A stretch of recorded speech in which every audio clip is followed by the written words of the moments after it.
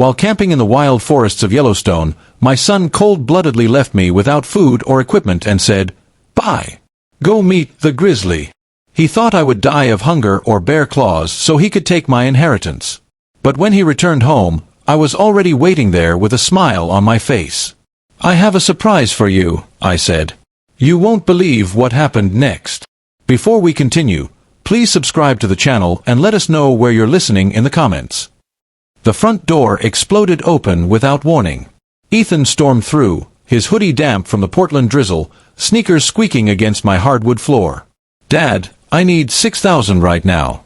I froze by my desk, pen still in my hand from reviewing invoices.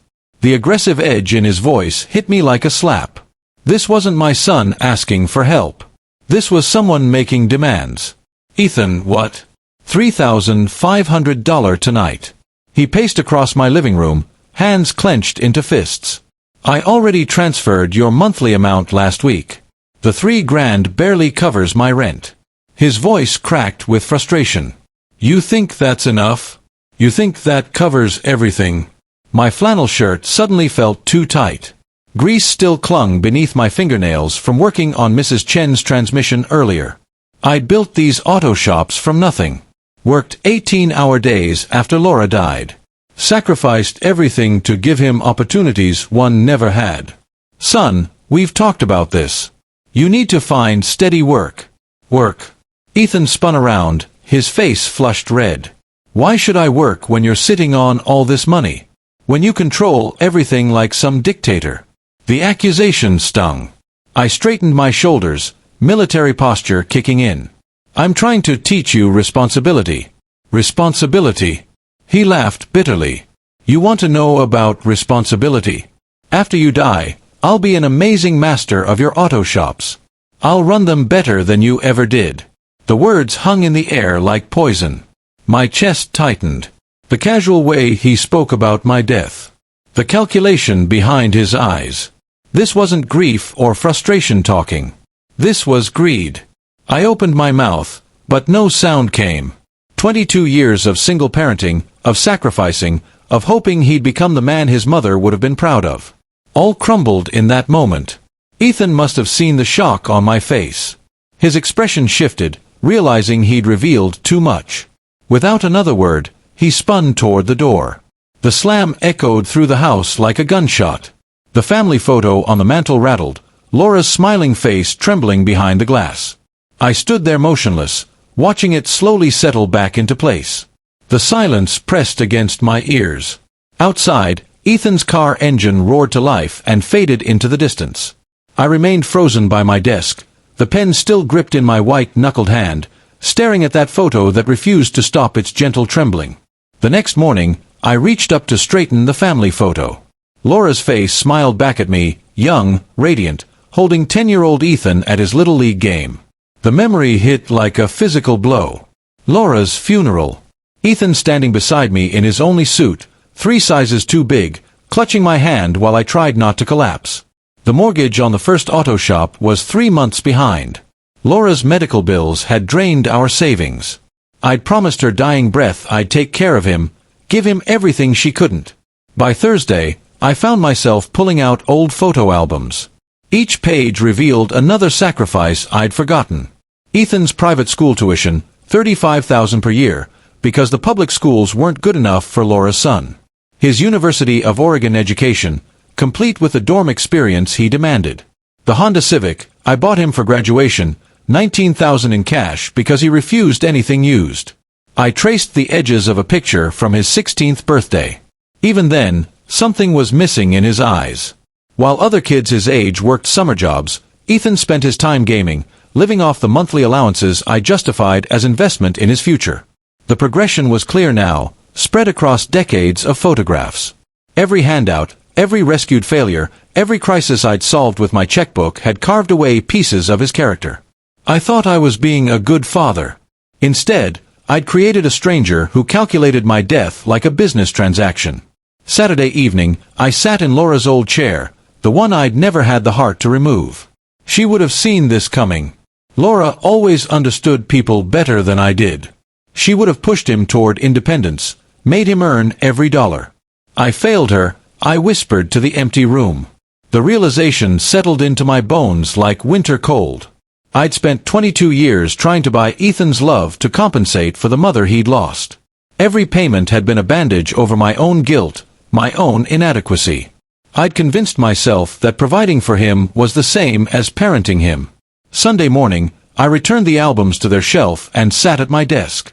My hands shook slightly as I reached for pen and paper. Military discipline steadied my breathing. I had to think clearly now, plan for possibilities I'd never wanted to consider. The blank page stared back at me, waiting for decisions I wasn't ready to make. 1 ring, 2 rings. My pen hovered over the legal documents I'd been drafting when the phone shattered the quiet. Ethan's name glowed on the screen. I hesitated, then answered, "Hello, son." "Dad." "Hey, how are you doing?" His voice carried an artificial cheerfulness that set my teeth on edge. Too bright, too eager, like a salesman's opening pitch. "I'm fine. This is unexpected after our conversation last week." "Yeah, about that. Look, I've been thinking. I was way out of line and I want to make it right." The words came too fast, too practiced. "Actually, I have a proposal. Something that could fix everything between us." I waited. Military training teaching me the value of silence. "Let's go camping together in Yellowstone. Grand Teton backcountry. Just you and me. Like when I was a kid, remember?" The suggestion hit me like whiplash. Ethan hadn't shown interest in outdoor activities since high school. This is very sudden. I know. But here's the thing. My buddies canceled last minute, and I've got these tickets that are just going to waste. Everything's already paid for. Flights, camping gear, park permits. The whole package expires tomorrow if we don't use it. My grip tightened on the phone. The urgency felt manufactured, designed to prevent me from thinking too carefully. "Ethan, when have you ever organized camping trips?" "Come on, Dad. Remember when you taught me to read animal tracks, how to start a fire with wet wood? You always said the wilderness shows a man's true character." The reference to our shared past twisted something in my chest. Those had been good times before Laura's death changed everything. Before I'd started solving problems with money instead of presents. "This could be our chance to reconnect," Ethan continued, his voice dropping to a more sincere register. "To remember what we used to have, no distractions, no city stress, just father and son in God's country." I closed my eyes, war between hope and instinct raging in my chest. Every rational part of my brain screamed warning. The timing, the sudden enthusiasm, the convenient story about cancelled friends, it all felt orchestrated. But underneath the suspicion lived a deeper pain. What if this was real? What if my son genuinely wanted to rebuild our relationship? "The flights leave April 12th, Ethan pressed. "Portland to Jackson. Then we drive up to the park. 6 days in the wilderness, just like the old times." 6 days, I repeated slowly. "Dad, please. These tickets are burning and this might be our last chance to fix what's broken between us." The silence stretched between us. I stared down at the papers on my desk. Legal documents that could change everything. Precautions against possibilities I prayed would never materialize. "All right," I heard myself say, "let's do it." "Really? That's fantastic. I'll text you the flight details. Meet me at PDX departure gate. This is going to be amazing, Dad. You'll see." The line went dead. I set the phone down carefully, my hand trembling slightly. Outside, Portland's eternal drizzle painted patterns on the window. I looked back at the documents spread across my desk, then at the pen in my hand. Hope and preparation. Both felt like betrayal. 3 days later, I folded the legal documents carefully and slipped them into my travel bag's inner pocket. The papers felt heavier than they should have, weighted with possibilities I'd never wanted to consider. Ethan waited by gate C12, bouncing on his heels like an overeager teenager. His backpack looked brand new, tags still attached to the zippers. When he spotted me approaching, his grin stretched too wide. "Dad, perfect timing. They just called for boarding. You seem excited." I studied his face, noting the slight twitch in his left eye. Military training had taught me to read nervous energy, distinguished genuine enthusiasm from performance. Why wouldn't I be father-son adventure in the last frontier? He shouldered his pack with obvious effort. When's the last time we did something like this? During the first flight, he chatted non-stop about wilderness photography in fresh air, consulting his phone more than seemed necessary for someone eager to disconnect. I shared stories from my Navy survival training. How to read weather patterns, identify edible plants, navigate without GPS. You really know all this stuff? Ethan asked, scribbling notes on a napkin. 22 years in the service teaches you to be prepared for anything. Something flickered across his expression. Calculation masked as admiration. Our layover in Portland stretched longer than expected. Ethan excused himself 3 times, claiming bathroom breaks that lasted 20 minutes each. Through the terminal windows, I watched planes taxi against gray afternoon sky, Wyoming growing closer with each passing hour. The final flight carried us over mountain ranges that looked like broken teeth against the horizon.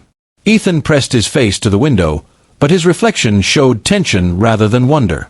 Jackson hit us with crisp air and the smell of snow. The rental car counter moved efficiently. Toyota 4A runner, extra insurance, chains for mountain roads.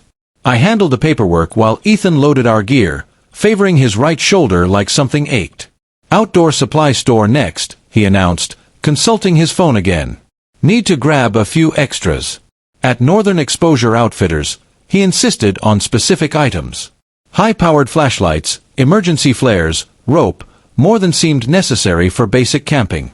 The clerk, a weathered man with frostbitten scars, raised an eyebrow at our purchases. Planning to get lost out there? Just want to be prepared, Ethan replied quickly. Highway 3 stretched before us like a gray ribbon through endless forest. Mountains rose on both sides, snow-capped peaks catching the last daylight. Road signs warned about moose crossings and winter driving conditions. Beautiful country, I said, trying to bridge the silence that had settled between us. Yeah, really isolated, Ethan's voice carried a strange satisfaction. Miles from anywhere. We stopped for gas and was as darkness began to fall. While I filled the tank, Ethan wandered toward the convenience store. Through the fluorescent-lit windows, I watched him pull out his phone and dial. His posture changed, shoulders hunched, voice low and urgent. When he returned, I asked casually, "Everything all right?" "Saw you on the phone. Just checking weather conditions for tomorrow." He avoided my eyes. Storm system moving in, but should clear by morning. The lie came too easily. I checked the forecast myself. Clear skies predicted for the next 3 days. As we pulled back onto the highway, that familiar military unease settled in my gut. The same instinct that had kept me alive in hostile territory. Something was wrong. I just couldn't figure out what. 40 miles later, the gas station conversation still bothered me. So, what did the weather service actually say? Ethan's grip tightened on the door handle. Possible snow flurries? Nothing major. The deflection confirmed my suspicions, but I kept my voice neutral. Good thing we packed extra layers. Yellowstone's entrance appeared around a bend, wooden signs announcing the park boundaries, cabins scattered among towering spruce trees. The visitor center buzzed with early morning activity despite the season. Most tourists came in summer. April visitors were serious outdoorsmen or locals. Ranger Inn looked exactly like the brochure photos Ethan had shown me. Rustic log construction, rooms with names like Grizzly Den and Caribou Creek. The desk clerk, a young woman with calloused hands, processed our registration while Ethan studied trail maps displayed on the wall.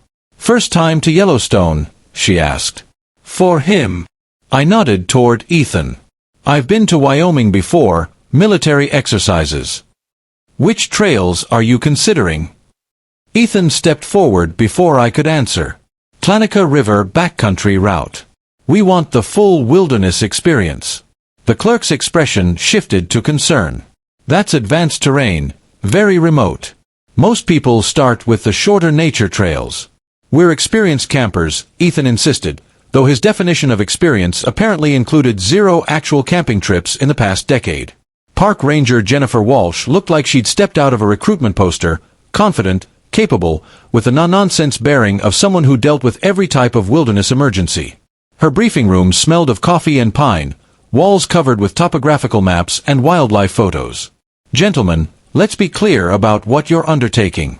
She spread a detailed map across the conference table. "Tlanica River route takes you 35 miles from the nearest ranger station. No cell coverage. No other campers this time of year." She pointed to red markers scattered across the map. "Recent grizzly activity here, here, and here. 2 cubs were spotted last week, which means a protective mother nearby. We've had wolf pack sightings, and moose are unpredictable during spring territory disputes." Ethan leaned forward, studying the isolated sections with intense focus. "What about emergency evacuation? Helicopter rescue, weather permitting, could be days if conditions turn bad." Ranger Walsh's stern expression suggested she'd seen too many overconfident tourists become statistics. I have to ask, what's your combined wilderness experience?"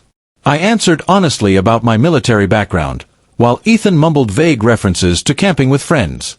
The ranger's doubt was visible. "Sir, with respect, this route isn't appropriate for beginners. We have excellent guided tours, shorter trails." "We'll be fine," Ethan interrupted. "My father's practically a survival expert." After signing liability waivers and watching safety videos about bear encounters, we rented bear-resistant food containers and emergency beacons. I insisted on defensive rifle rental, a Remington 870 that felt familiar in my hands. "You sure about that?" Ethan asked nervously. "Wyoming rule number 1, never go unarmed in bear country." Our final stop involved programming GPS coordinates into our emergency beacon. Ranger Walsh demonstrated the activation sequence with professional precision. "Push this button, hold for 5 seconds, and search and rescue gets your exact location." But remember, in that backcountry, even with coordinates, rescue could take 12 to 18 hours minimum. Loading our packs into the truck, I felt that familiar pre-mission tension. Every detail screamed warning: the remote location, Ethan's obvious inexperience, his strange insistence on maximum isolation. "Still sure about this route?" I asked as we pulled away from the ranger station. Ethan's smile looked forced. "Absolutely. No turning back now, right, Dad?" The phrase hit my ears wrong. Less encouragement, more finality. Through the rear-view mirror, I watched the ranger station disappear behind forest. Our last connection to civilization fading into wilderness that suddenly felt less like adventure and more like trap. The forest road narrowed until branches scraped our windows like skeletal fingers. My GPS showed our position, moving deeper into unmarked territory, past the last cell tower, beyond the final trail marker, into wilderness that had swallowed unprepared travelers before. "We're officially off the grid now," I murmured, watching the signal bars disappear from my phone. Ethan's laugh sounded hollow. "Perfect. Just us and nature." Mile 23. Tlanica marked the end of drivable road. I parked beside weathered wooden posts that looked like grave markers in the dim afternoon light. Unloading our packs revealed the weight difference. Mine distributed efficiently from decades of military training. Ethan's bulging awkwardly with gear he'd never tested. "Jesus, this thing weighs a ton," he complained, struggling with the shoulder straps. "Proper packing takes practice." I adjusted his weight distribution, noting how he winced when I touched his right shoulder. "You hurt yourself." "Old injury, nothing serious." The trail wound through dense spruce forest where afternoon sun barely penetrated. Moss-covered logs created natural obstacles and small streams required careful stepping stone navigation. Wildlife signs appeared immediately. Massive moose tracks pressed into muddy patches. Eagle cries echoing from somewhere above the canopy and the distant howling that meant wolves. "You hear that?" Ethan stopped suddenly, face pale. The wolf pack probably 5 miles away. I kept walking, but noticed his nervousness had nothing to do with wildlife appreciation. For someone who'd insisted on this remote route, he seemed genuinely frightened by its realities. 3 hours of hiking brought us to a clearing beside a Russian creek, perfect campsite with flat ground, fresh water, and clear sight lines in all directions. Military habits kicked in as I surveyed defensive positions and escape routes, while Ethan sat heavily on a fallen log. "How much farther do we go?" he asked, breathing hard. "This is good for tonight. We'll push deeper tomorrow." Setting up camp revealed more of Ethan's inexperience. While I methodically established our perimeter, food cache hung 12 feet high, cooking area downwind from sleeping quarters, emergency supplies easily accessible. He struggled with basic tent assembly. "Dad, can you help with this?" He held up tangled guidelines like surrender flags. Teaching him proper technique felt like old times back when he'd wanted to learn instead of just inherit. But something nagged at me. Why insist on wilderness camping when you couldn't handle basic equipment? Evening campfire cast dancing shadows across our small clearing. I prepared a simple meal while Ethan sat unusually quiet, staring into the flames with an expression I couldn't read. The temperature dropped steadily. April nights in Wyoming demanded respect. "Remember when we used to do this?" I tried conversation, hoping to recapture some connection. "You were maybe 10, insisted on roasting marshmallows until they caught fire. Mom was still alive then." His voice carried unexpected sadness. "She loved our camping trips. Said they brought out the best in people." Ethan nodded, but his eyes remained distant. "Tell me about your childhood, Dad. Before the military, before the business, what was it like being poor?" The question surprised me. Ethan rarely showed interest in my background. I found myself sharing stories I hadn't told in years. Growing up in rural Montana, working farms during summer, earning every dollar through sweat and determination. "Sounds hard," he said. But his tone suggested calculation rather than sympathy. "Hard work built character taught me the value of earning what you have." Something flickered across his features. Resentment maybe or frustration, but when he spoke, his voice remained carefully neutral. "Lucky for me, right? Getting to skip all that character building." The conversation continued around the fire, Ethan prompting stories about my military service, survival training, the skills that had kept me alive in hostile environments. I shared more than usual, encouraged by what seemed like genuine interest. "How do you know when someone's lying to you?" he asked suddenly. Body language, voice patterns, inconsistencies in their story. I poked the fire, sending sparks spiraling into darkness. "Why?" "Just curious. You've always been good at reading people." Later, as I banked the fire for the night, peaceful silence settled over our campsite. Stars emerged in patterns I hadn't seen since my last deployment, unmarred by city lights. The wilderness felt pristine, untouched, almost sacred. "I'll take first watch." Ethan volunteered. "Not really tired yet." "You sure? We've got a long day tomorrow." "Yeah, I want to enjoy this." Listen to the forest sounds. I crawled into my tent, trusting my son to wake me for the second shift. Through the nylon walls, I could hear him moving around the fire, adding logs, settling into watch position. Normal camping sounds that should have been comforting. But as sleep approached, something bothered me about his offer.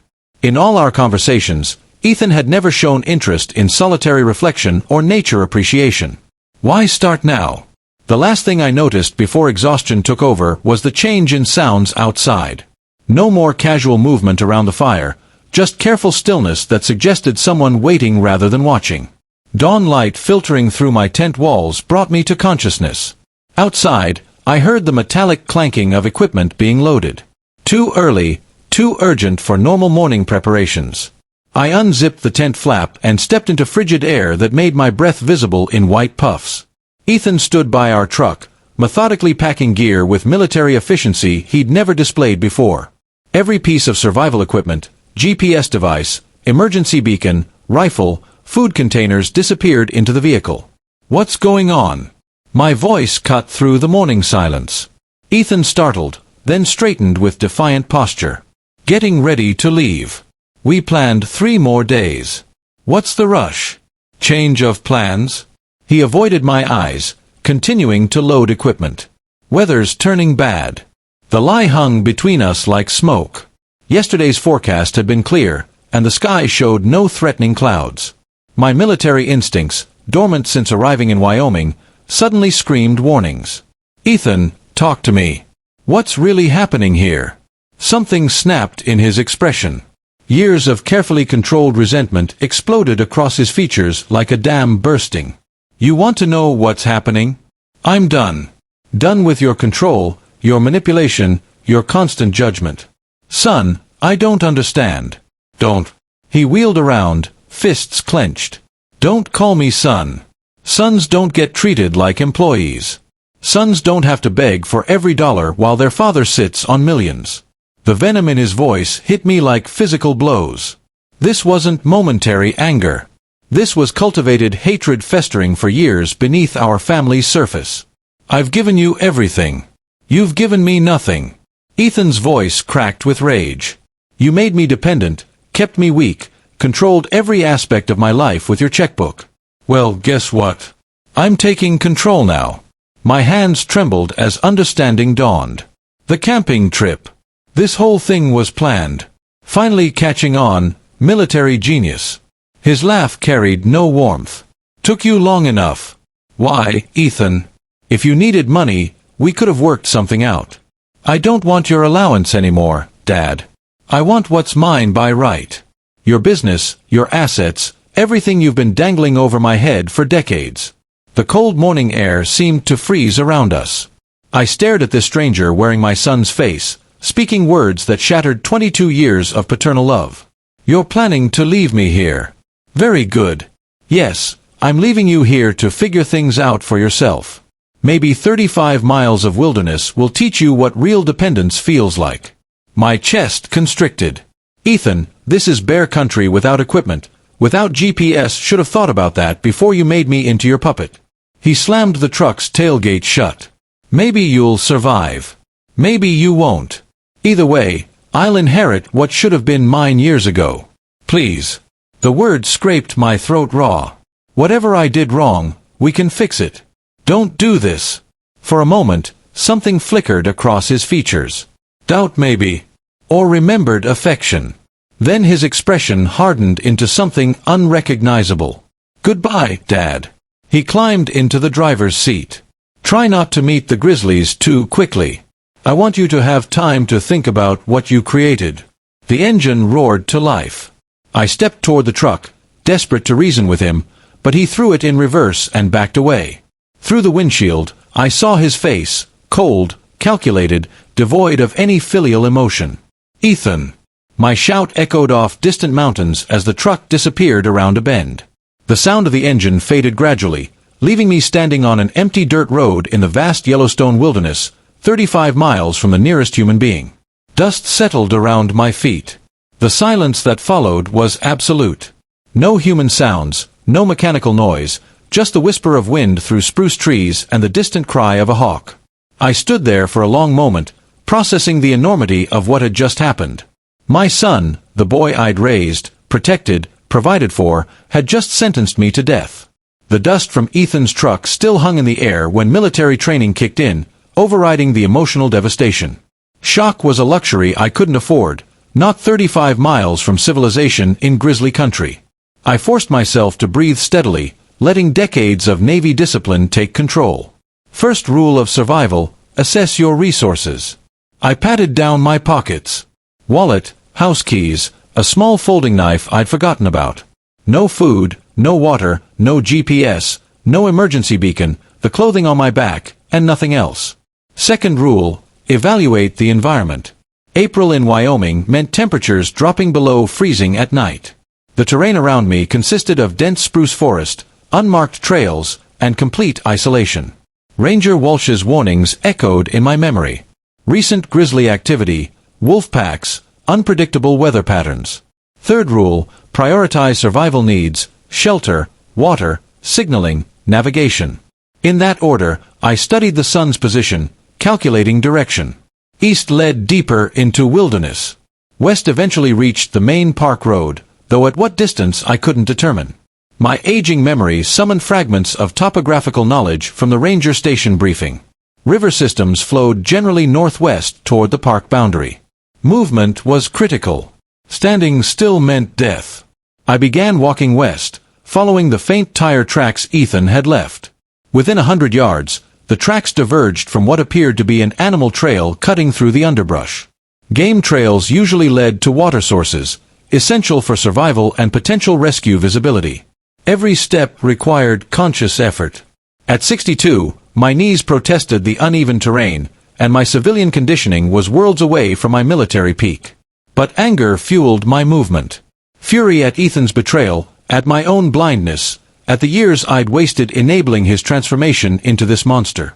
The forest closed around me like a living tunnel.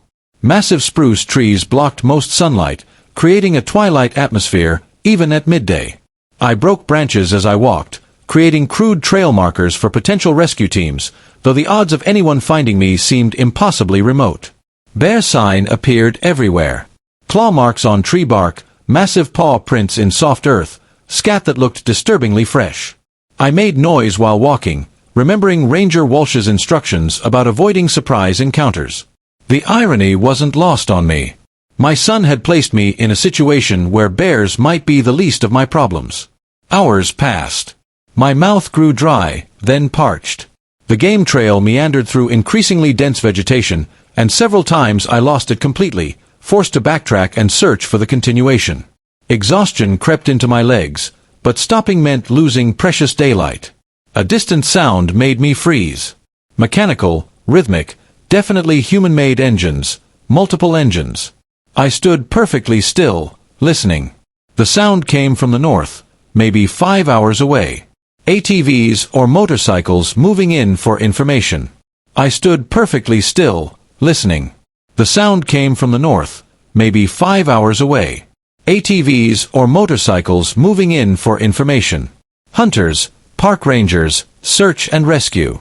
Hope surged through my chest for the first time since Ethan's betrayal. I changed direction, moving toward the mechanical sounds, pushing through undergrowth that tore at my clothing. The sounds grew louder, definitely all-terrain vehicles, and they seemed to be moving slowly, methodically. The forest began to thin, and through the trees I glimpsed a clearing ahead. The engine sounds were closer now, maybe 200 yards away. I moved faster, abandoning stealth for speed, branches whipping across my face as I pressed toward a potential salvation. Breaking through the tree line, I stumbled into a clearing where 4 ATV riders had stopped for what appeared to be a lunch break. They looked up in shock as I emerged from the forest, disheveled, scratched, clearly out of place in this remote wilderness. The lead rider, a bearded man in his 40s, with a weathered look of someone who lived outdoors, immediately shut off his engine and approached me with professional concern. "Sir, what happened? Why are you out here alone?" My voice came out hoarse from dehydration and stress. "My son, he left me here, took all our equipment and drove away." The man's expression shifted from concern to disbelief. "Someone abandoned you here? That's attempted murder. I'm William Harper. My son Ethan brought me on a camping trip." Then I struggled to explain the situation without revealing the full extent of family dysfunction. "He took our truck and all our survival gear. Said he was leaving me to die." "Jesus." The bearded man removed his helmet, revealing intelligent eyes that seemed to be assessing my condition and story simultaneously. "I'm Oliver Reed, former park ranger here. These are my friends. We're doing a backcountry tour." The other riders gathered around, their faces showing the horror that outdoor enthusiasts felt when confronting deliberate wilderness abandonment. One of them, a woman in her 30s, handed me a water bottle that I drained gratefully. "How long ago did this happen?" Oliver asked, his tone becoming professional and urgent. "This morning, maybe 5 hours ago." Oliver exchanged glances with his companions. "We need to get you out of here immediately. Radio range is limited, but we can reach the ranger station from higher elevation." "There's something else." Oliver continued studying his GPS device. "If your son took the main road out, he's looking at a 6-hour drive minimum to reach Jackson. But I know a shortcut. Old ranger trail that cuts through the backcountry. We can have you back to the park entrance in 75 minutes. The implication hit me like electricity. "You mean I could get back before him?" "Easily. The question is, do you want to involve law enforcement immediately, or do you have other plans?" Something hard crystallized in my chest, replacing the desperation and fear I'd carried since dawn. Ethan had calculated my death, planned my abandonment, counted on my helplessness. He'd made one critical error, underestimating the wilderness community's solidarity and my own survival instincts. "I want to get back to the motel first," I said carefully, "before I decide anything about police." Oliver nodded, understanding, passing between us. "Climb on behind me. We'll take the ranger trail. Your son will never see us coming." The ATV ride through hidden forest paths revealed a side of Yellowstone I'd never imagined. A network of service trails maintained for emergency access, known only to rangers and serious backcountry guides. OL navigated with the confidence of someone who'd traveled these routes for years. "I spent 15 years as a ranger here," he explained over the engine noise. "Seen a lot of stupid decisions, but deliberate abandonment. That's criminal territory." The terrain blurred past, creek crossings, steep inclines, sections where we had to dismount and guide the ATVs around fallen trees. Despite the rough conditions, we made excellent time, emerging onto paved road well ahead of Oliver's estimate. Ranger Inn appeared in the distance, its log cabin architecture looking incredibly welcoming after my morning in the wilderness. As we approached the parking area, I scanned for our rental truck. "Not yet returned. Looks like your son's still driving back," Oliver observed. "You've got time to prepare whatever reception you're planning." The other riders offered contact information, promising to serve as witnesses if legal proceedings became necessary. Oliver handed me his card inscribed with personal cell and email. "Call me when you're ready to talk to authorities. What your son did, there need to be consequences." As they prepared to leave, Oliver paused. "Sir, you mind me asking what are you planning to do when he gets back?" I looked toward the motel room where our belongings waited, then at the legal documents still folded in my jacket pocket. Ethan had spent years planning my destruction. Now it was my turn to plan his. "I'm going to give him exactly what he wants," I said quietly, "just not the way he expects to get it." Back in our motel room, I sat on the edge of the bed and pulled out my phone. Oliver's card lay beside me along with his offer to contact authorities immediately. But first, I needed to understand exactly what I was dealing with. The legal documents I'd prepared back in Portland felt prophetic now, folded in my jacket pocket like a loaded weapon. 3 weeks ago, I'd changed my will in a moment of paternal disappointment. Now that decision looked like divine preparation for war. I spread the papers across the small desk, reviewing the language I'd crafted with my attorney. Ethan would inherit nothing. Everything would go to wildlife conservation charities, veterans organizations, and a scholarship fund in Laura's name. The irony was perfect. My son's attempt to murder me for inheritance would leave him with exactly nothing. But legal documents alone weren't enough. I needed evidence, witnesses, consequences that would follow Ethan for the rest of his life. I dialed Oliver's number. He answered on the first ring. "William, you settled in? All right. I need your help with something specific. When Ethan returns, I want everything documented. His reaction, his words, everything. You planning to confront him before calling police?" "I'm planning to give him exactly what he thought he wanted, the chance to inherit my business. Right up until the moment he realizes what he's actually done to himself." Silence stretched across the connection. Finally, Oliver spoke. "That's strategic. You want me there as witness. If you're willing, and maybe bring that digital camera you had on the trail. Ethan's going to say things that should be preserved for a jury." "What time you expecting him?" I calculated Ethan's route. Main Park Road to Jackson Highway. Probable stops for gas and food. His tendency to drive cautiously on unfamiliar roads. Between 9 and 10 tonight, he'll be tired, overconfident, expecting to find an empty room and a grieving father who never made it back.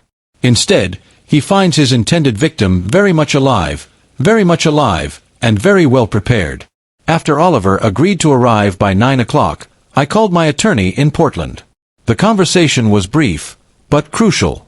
Tomorrow morning, the new will would be filed officially, regardless of tonight's outcome. Ethan's inheritance would evaporate the moment legal documents hit the courthouse. Next, I contacted the motel office and arranged for an adjacent room for Oliver. The desk clerk, an elderly woman who'd seen decades of Wyoming drama, asked no questions about the unusual request. Evening approached with surreal calm. I showered off the wilderness grime, changed into clean clothes, and arranged the room methodically. The legal documents spread across the desk where Ethan would see them immediately. Oliver's camera would have clear sight lines from the adjoining room. My phone was programmed with 911 on speed dial. Military training had taught me that preparation eliminated variables.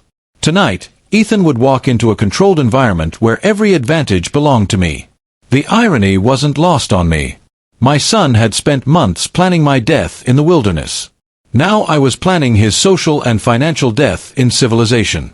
The difference was that my plan would leave him alive to face consequences. At 8:45 Oliver knocked softly. He entered carrying professional photography equipment and the grim expression of someone who'd seen too many wilderness tragedies. Recording equipment set up in the adjacent room. Audio and video coverage of this entire space. He gestured toward the connecting door. When he arrives, you'll have everything documented. What happens legally when we turn this over to authorities? Attempted murder in the first degree. Wyoming takes wilderness abandonment seriously. It's essentially death sentence with extra steps. With your testimony, my witness statement, and whatever he says tonight, he's looking at serious prison time. I nodded, feeling a cold satisfaction settle in my chest. Then we wait. Outside, darkness gathered around the motel like a closing fist.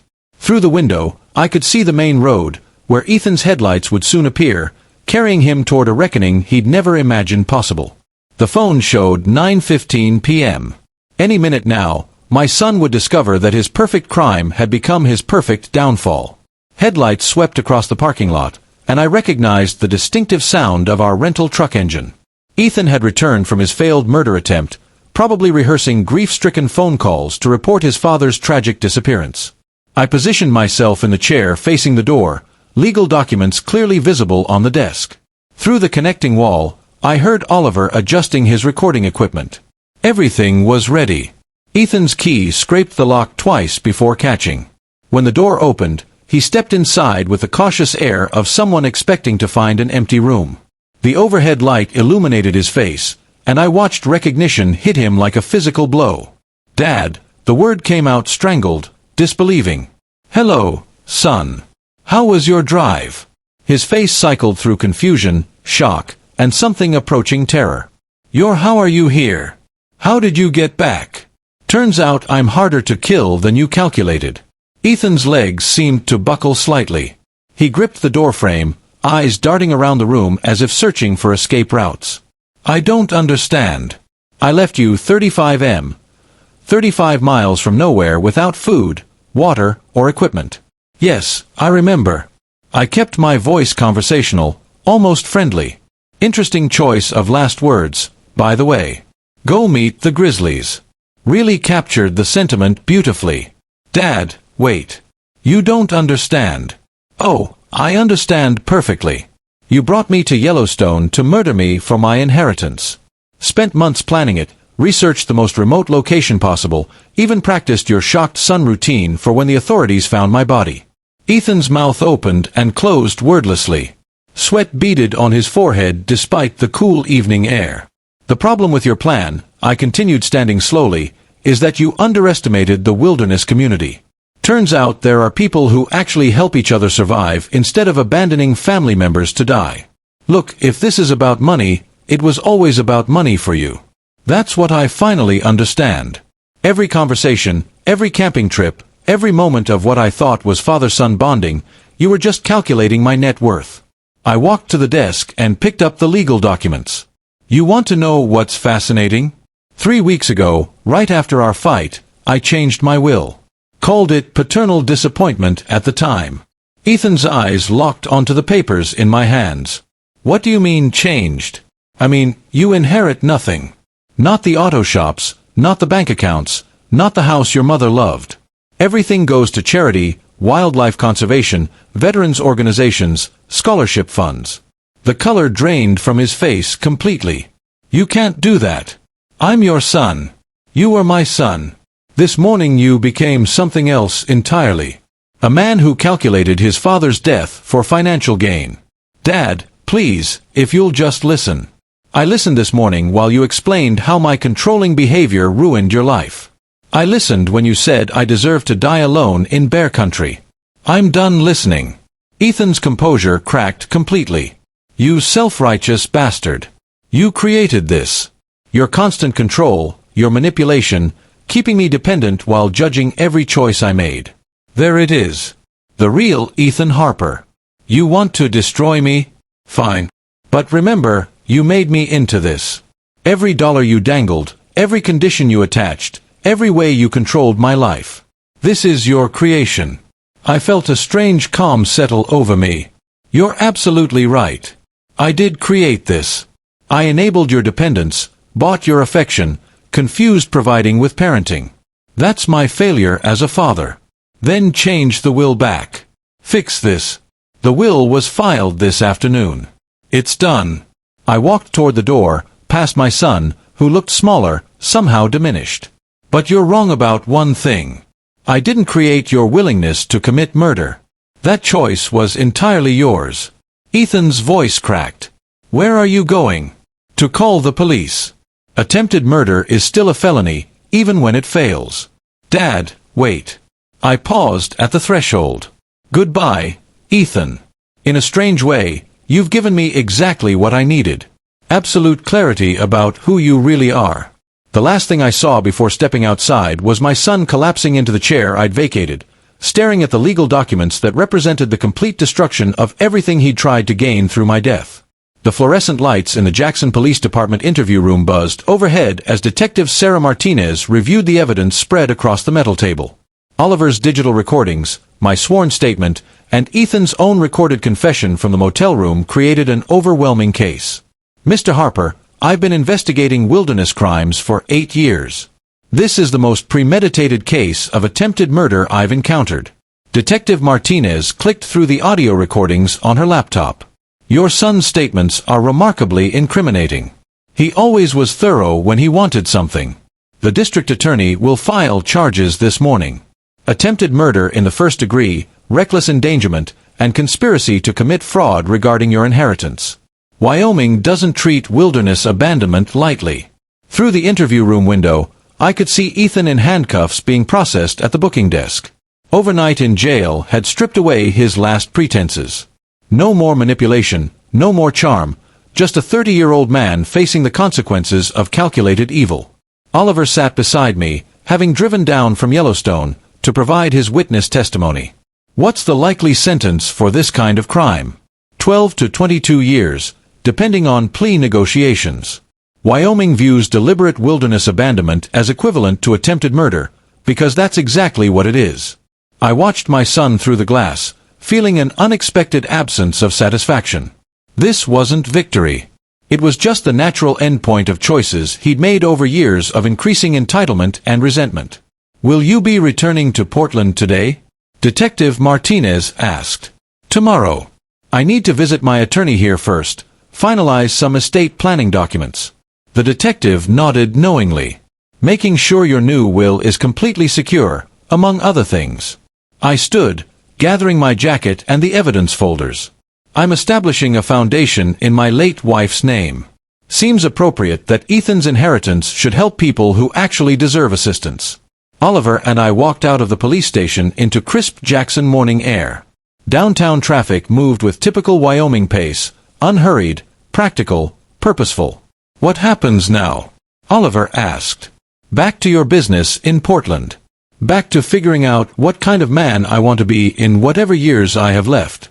I looked up at the Tetons rising beyond the city skyline. Turns out surviving your own child's murder attempt gives you remarkable clarity about priorities. You planning to visit him during the trial? The question caught me off guard. I considered it seriously.